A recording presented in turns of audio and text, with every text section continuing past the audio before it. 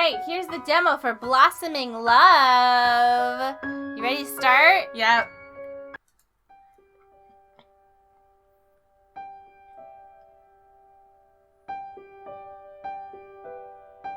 Ah, crap.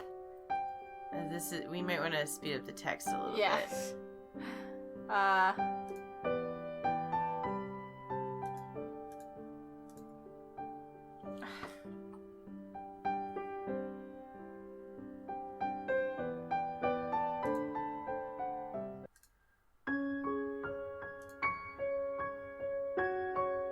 The text speed is bottom left. All the way up. Yeah.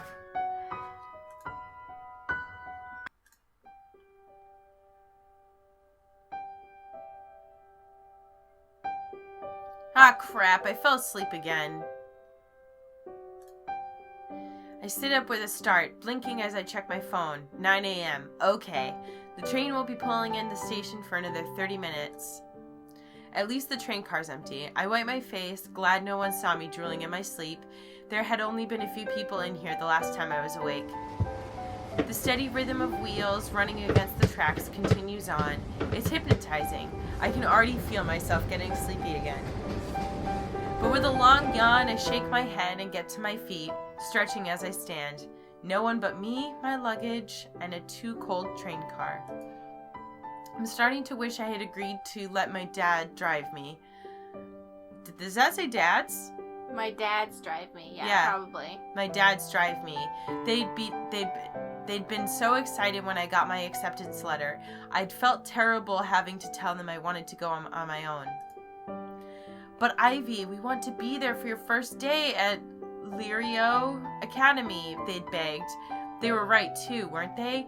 It wouldn't be fair to deprive them of that. At least we all agreed to meet up there instead. Lirio Academy. It's a magic college. Just acknowledging that makes me feel nervous all over again. It's a school for witches and wizards and all sorts of others. Yes. But they said I had magical potential.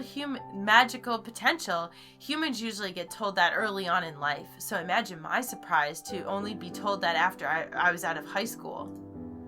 It's kind of a shame. If I had known before, I could have taken magic electives. I wonder what kind of magic I'm even capable of. No one really told me, and both my dads don't have any potential for it. Still, I was accepted, so that's worth something. Neat. Awesome. I think anyways. At least, it's not a strictly magic-based school. There's plenty of classes that are normal. That was a relief when I registered for classes, although I kind of did play it safe too. Maybe I should have been more adventurous. I guess I'll just have to wait and see. I wonder if my roommate is nice? I hope the dorms aren't too small. I kind of brought a lot. With a sigh, I take my seat again and look out the window, watching the scenery inch on by. I yawn for a moment, resting my head against the glass, and close my eyes for a moment. I took a Japanese bullet train. Everything was going by so fast I couldn't appreciate it. Yeah. I was like, oh, it's beautiful! Those go really fast.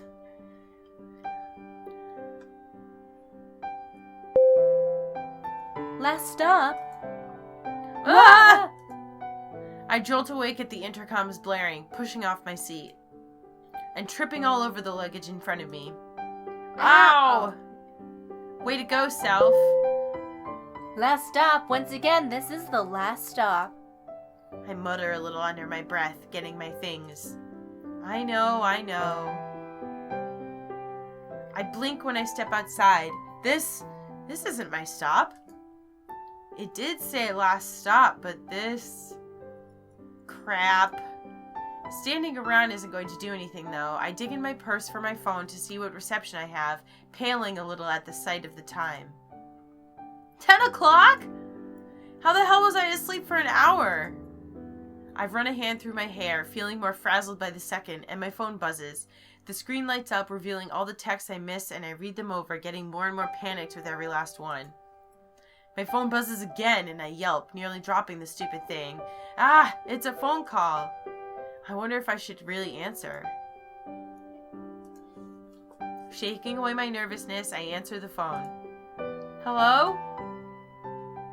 There's an immediate noise of victory on the other line, but it quickly turns to one of anger. Do you have any idea how worried we were? I flinch a little. Sorry, Dad. I can hear someone else grabbing for the phone despite Dad's protests. Ivy, sweetie, are you alright? The concern in Papa's tone just makes me flinch even more. I'm fine. I just kind of fell asleep on the train. I blush just admitting that, and both of their laughter only makes me turn even redder. I'm so glad this isn't a video chat right now. Well, we're glad you're okay. You probably need us to pick you up, huh? Yeah. Text us your location, sweetie. We'll be on our way. Right. We love you. We'll see you soon. Love you too. When I hang up, I sigh in relief, but I still feel embarrassed. Jeez, it's only 10 a.m. and I've already made a mess of things. Just my luck, I guess. At least my reception's still good. After I fiddle with my phone a bit, I managed to get my location pinned and I text it their way. Now all I have to do is wait. It doesn't take long for them to get me, and it takes even less time for them to get my stuff in their car. The two of them greet me with smiles, and we're immediately on our way to the academy. Honestly, Ivy, you shouldn't have been afraid to call us. I guess you're right. I don't want to admit that I just wanted to rely on myself, though.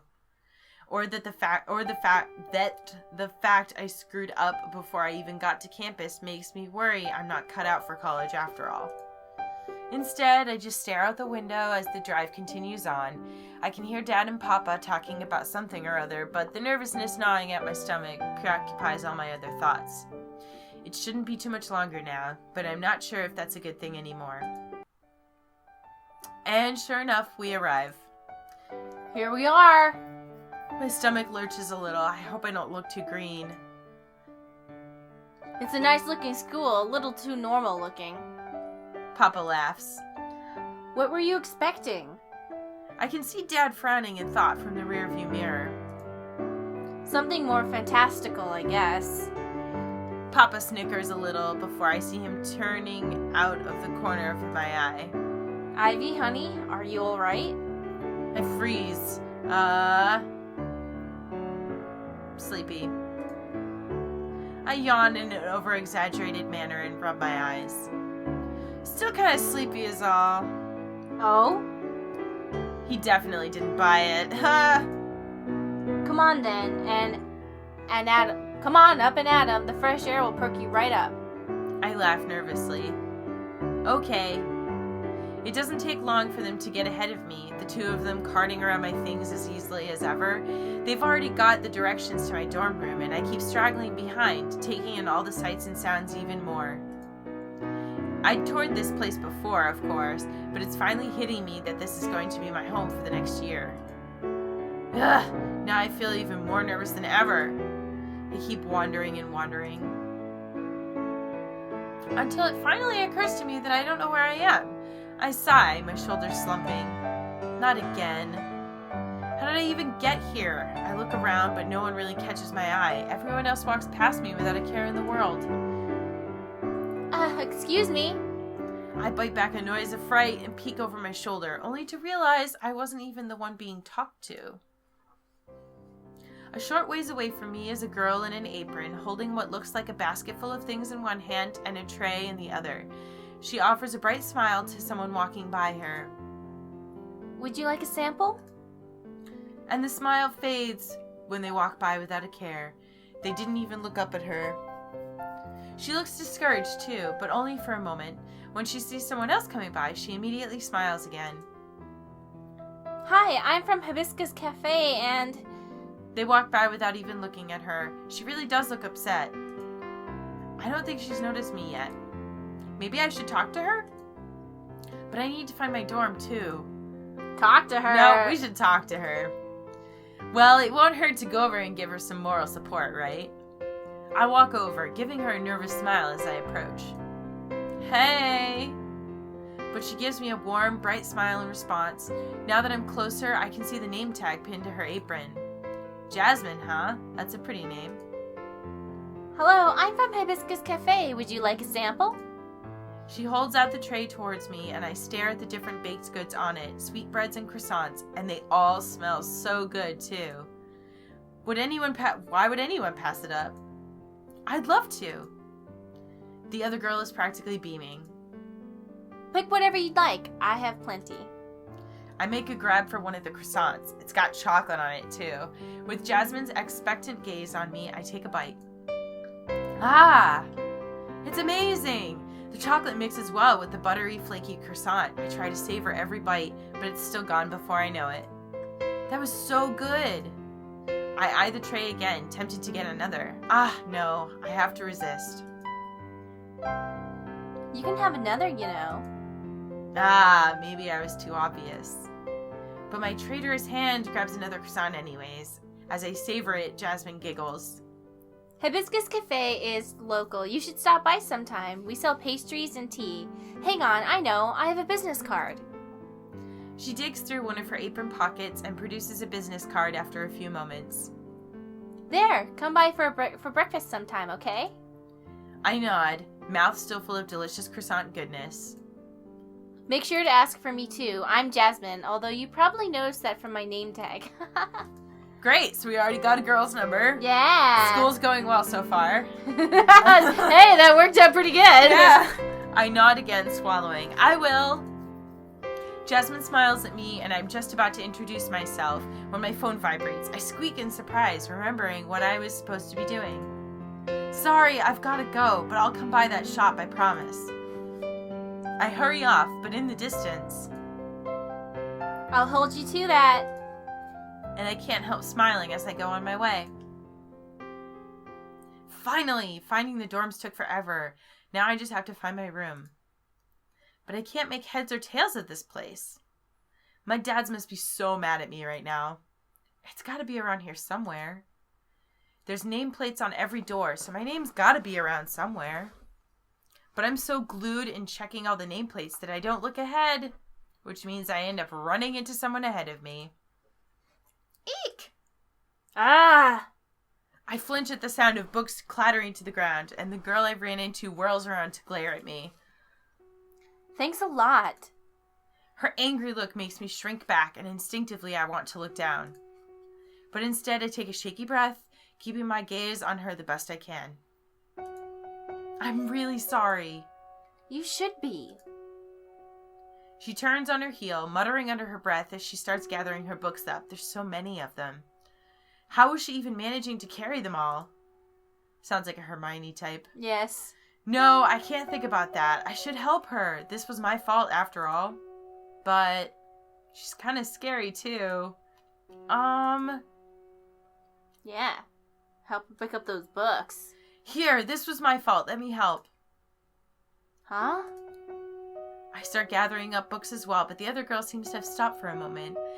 Feeling her eyes on me, I stop in my tracks. If you'd rather I could leave them alone, that's fine too. The other girl just looks at me for a moment, almost like she can't decide if I have an ulterior motive or not. In the end, she looks off to the side, her expression hard to read. It's fine. Just be careful with them, okay? Of course. As I gather the books up, I take a moment to look over the covers. Some of them look like normal textbooks, standard potions and spellcasting stuff, magical theory, but others look really old. One in particular is a large leather-bound book that looks like it's seen better days. I frown and reach out. Don't touch that! I flinch again, and the girl takes the large book gingerly, handling it as if it was a precious gem.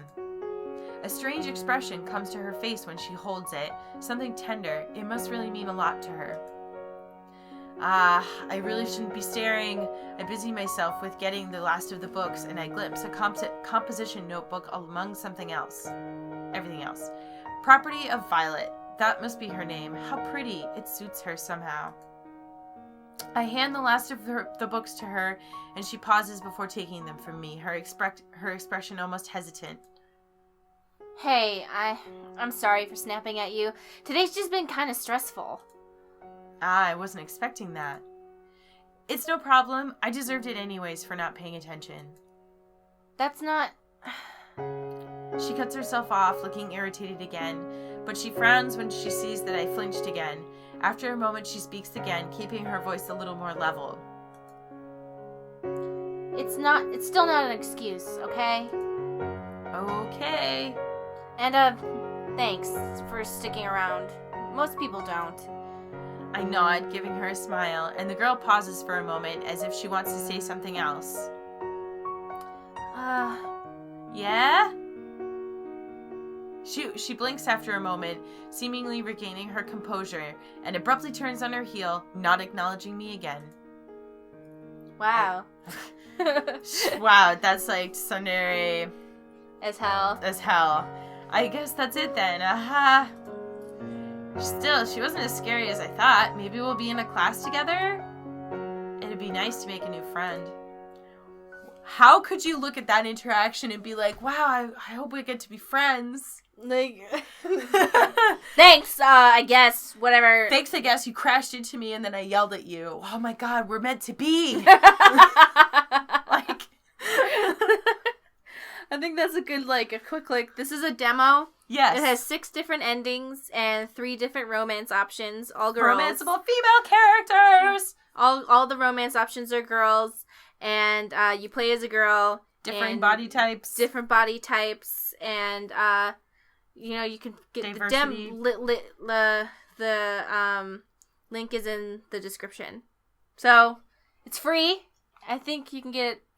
No, I think it's only on Windows right now, but they're still working on a full game. This is just the demo, and in the demo you get 6 endings. So Hey-o.